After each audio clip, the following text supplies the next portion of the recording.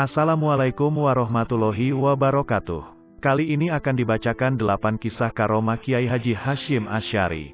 Kisah ini diambil dari berbagai sumber yang disatukan ke dalam satu video dengan judul 8 kisah karomah Kiai Haji Hasyim Asy'ari.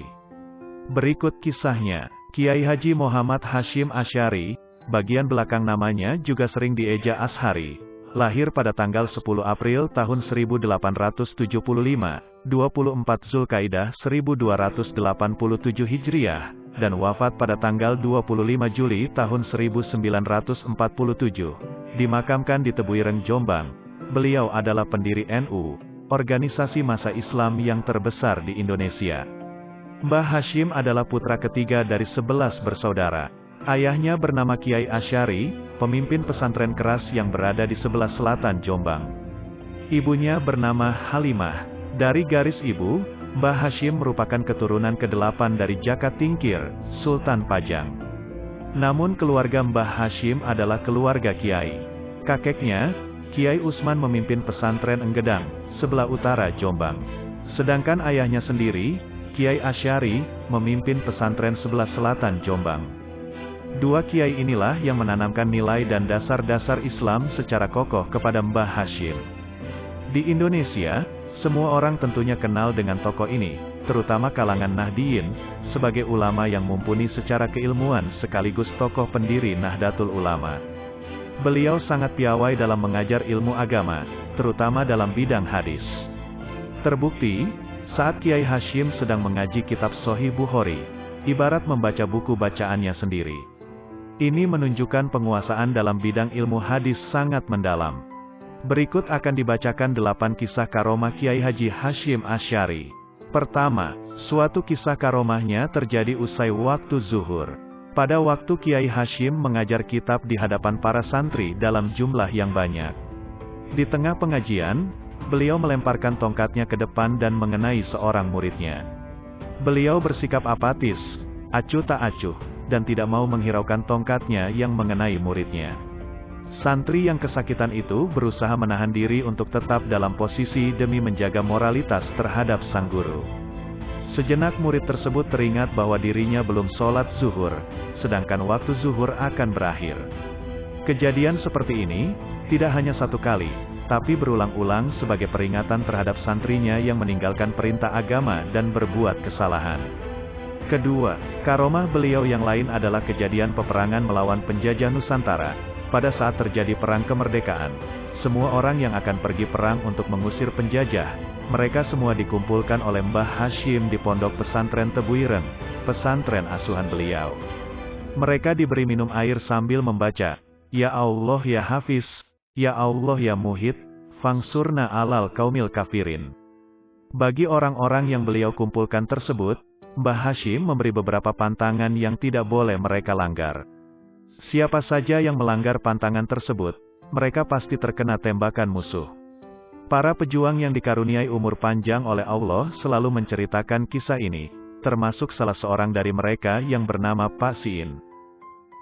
Ketiga, selain itu Allah Subhanahu wa Ta'ala memberi kemampuan kepada Mbah Hasyim untuk mengetahui apa yang sedang terjadi di tempat lain, meskipun tempat itu jauh. Hal ini sama dengan kemampuan yang diberikan Allah kepada salah seorang sahabat Nabi, yaitu Umar. Beliau dapat mengetahui apa yang sedang terjadi dengan pasukannya dan memberi perintah kepada pasukannya tersebut dari atas mimbar. Ketika Mbah Hasyim Asy'ari sedang memberi pengajian kepada para santrinya di pondok, pada saat yang sama, beliau dapat mengetahui pasukan pejuang yang beliau didik sedang berperang melawan musuh di daerah Pare, sebuah daerah yang jauhnya kira-kira 30 km dari pondok. Mbah Hasyim di samping mampu melihat perang yang sedang berlangsung di daerah Pare tersebut, beliau juga memberi perintah kepada pasukan pejuang yang sedang berperang itu. Penjajah tidak pernah berhasil menghancurkan pondok pesantren Tebuireng. Pesantren beliau berkali-kali dibom oleh pasukan penjajah, tapi bom itu tidak pernah meledak. Bahkan jika tentara Jepang mendatangi pondok pesantren Tebuireng, kendaraan yang dipakai oleh tentara Jepang tersebut tidak bisa jalan. Pada akhirnya tentara Jepang yang kewalahan itu menahan Kiai Haji Hasyim Asy'ari. Jepang tidak menyukai Mbah Hasyim, karena Mbah Hasyim mencela ibadah para tentara Jepang tersebut, yaitu setiap pagi para tentara Jepang wajib memberi penghormatan kepada matahari. Selama Mbah Hasyim di dalam tahanan, para santri beliau datang dan akhirnya pihak Jepang pun melepaskan beliau. Keempat, mengetahui isi hati orang.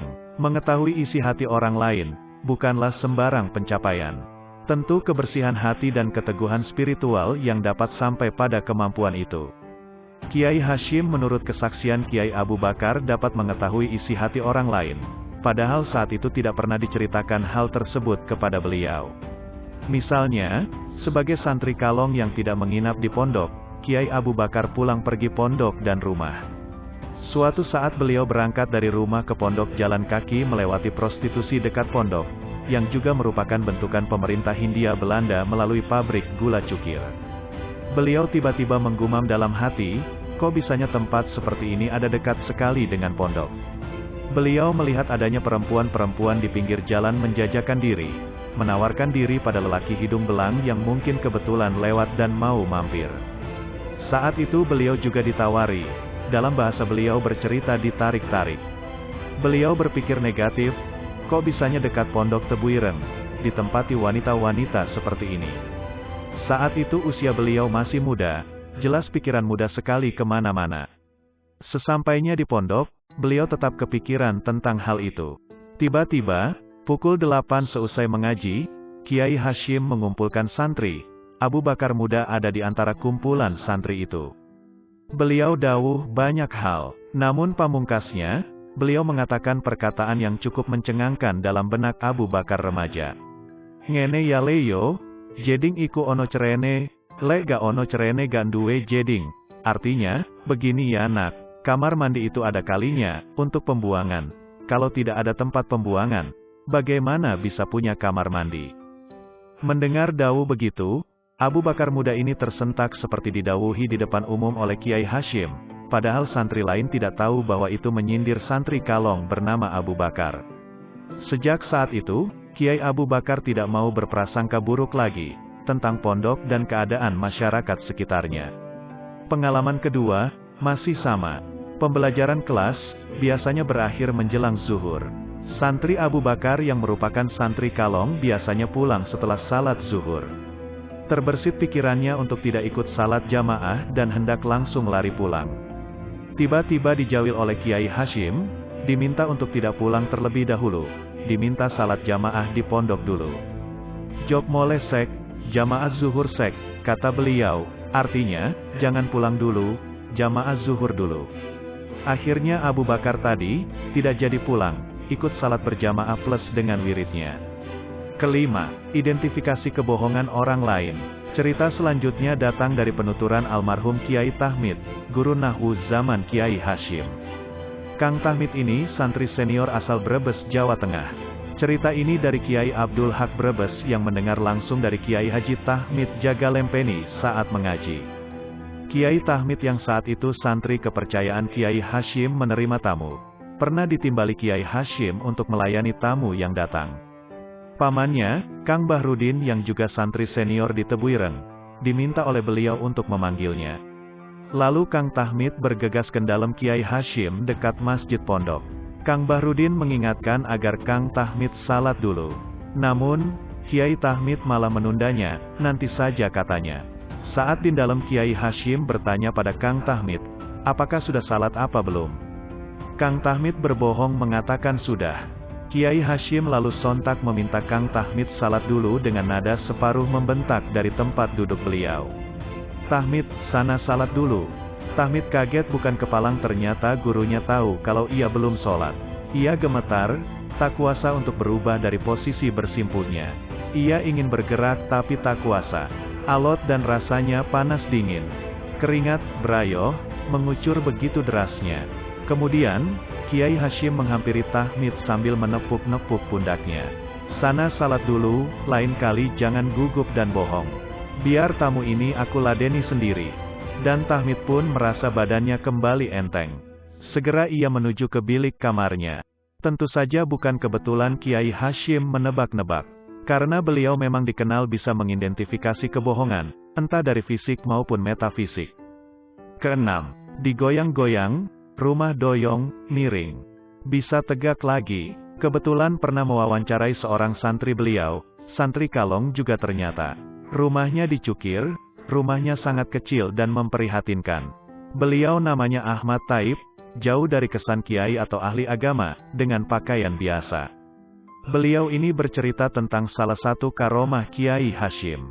Suatu saat si Taib muda merenung di senggangnya waktu. Tiba-tiba Kiai Hashim datang dan bertanya, "Ada apa nak, kok melamun?" Ahmad Taib menjawab, "Itu, rumah saya doyong, miring."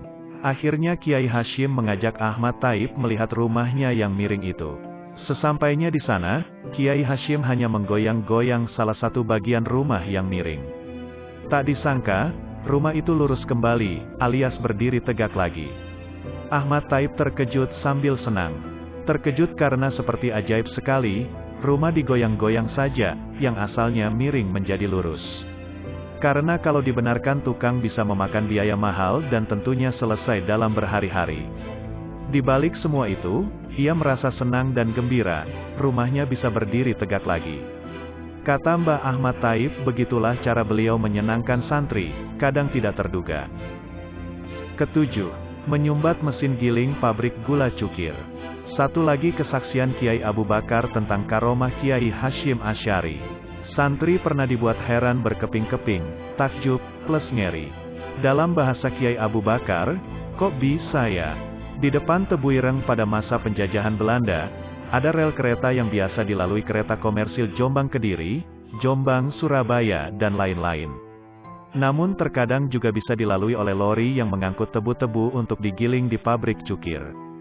Suatu saat lori yang mengangkut tumpukan tebu siap giling, terguling. Tebu-tebu berhamburan. Santri yang mengetahui itu, berhamburan mengambil tebu itu. Lalu mandor Belanda datang dan memukuli mereka. Berita itu sampai di telinga Kiai Hashim dan beliau merasa geram dan kesal. Kiai Hashim mendatangi pabrik tersebut dan menuju mesin penggilingannya. Saat menggiling suasana pabrik sangat sibuk sekali.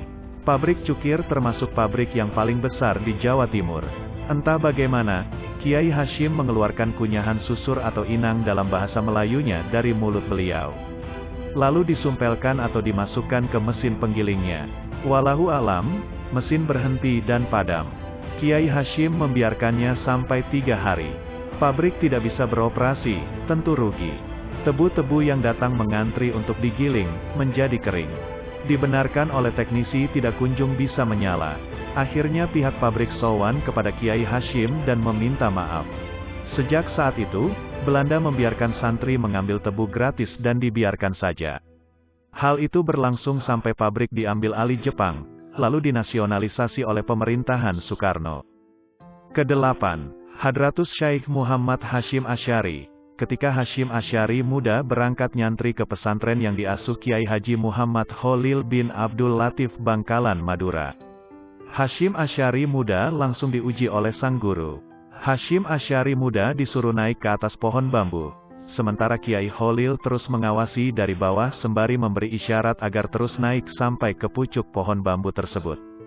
Kiai Hashim terus naik sesuai perintah gurunya itu. Ia tak peduli apakah pohon bambu itu melur, patah, roboh, atau bagaimana. Yang jelas, beliau hanya patuh pada perintah gurunya. Anehnya, begitu sampai di pucuk Kiai Khalil mengisyaratkan agar Kiai Hashim langsung meloncat ke bawah. Tanpa pikir panjang Kiai Hashim langsung meloncat. Sungguh di luar dugaan, ternyata beliau selamat.